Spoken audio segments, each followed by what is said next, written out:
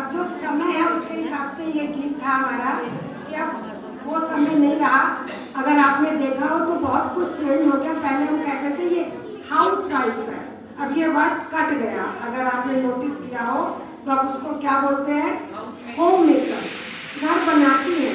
और ये तो अब चेंज हुआ, लेकिन अगर हम अपना इतिहास उठाकर देखें तो हमारे यहाँ हमेशा ही माता निर्माता भवती, माँ ही बच्चों का निर्माण करती है।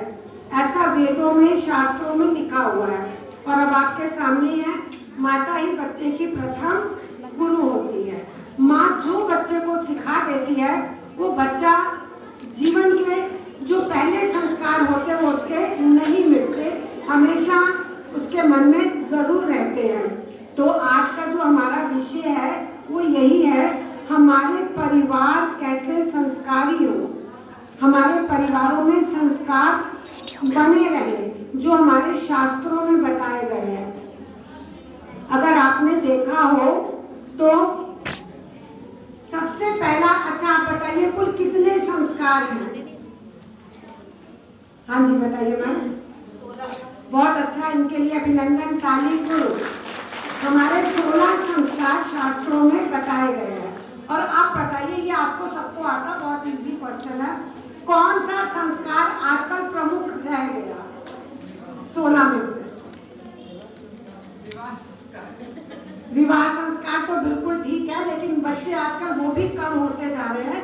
आजकल आप सब इंक्लूडिंग मी ऑल्सो, हम एक ही संस्कार को बहुत ज्यादा वैल्यू दे रहे हैं, वो है जन्म दिवस संस्कार, और जिसको हम वर्ड बोल देते हैं बर्थडे पार्टी, और वो भी रात को 12 बजे केक काटते हैं, ठीक है ना। तो अब आप देख लो हमारी क्या स्थिति है, क्या हमारे संस्कार थे, कितने रह गए।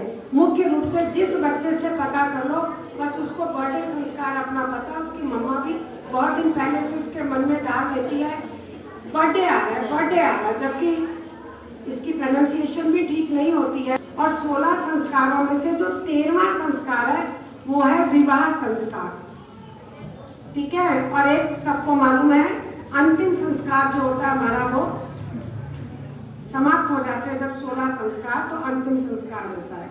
मुख्य रूप से 4 संस्कार हमारे बहुत चल रहे हैं जो हमको और आपको मालूम है। लेकिन मैं इससे पहले आगे हमारे 4 आश्रम भी हैं उसके बारे में बताऊं, लेकिन यहीं पर मैंने आपके जन्म दिवस की बात करी तो मैं क्लियर करना चाहूंगी। हमारे यहाँ शास्त्रों के अनुसार आप जन्मदिन बहुत अच्छे से मनाएं। शास्त्रों में विधि और विधान है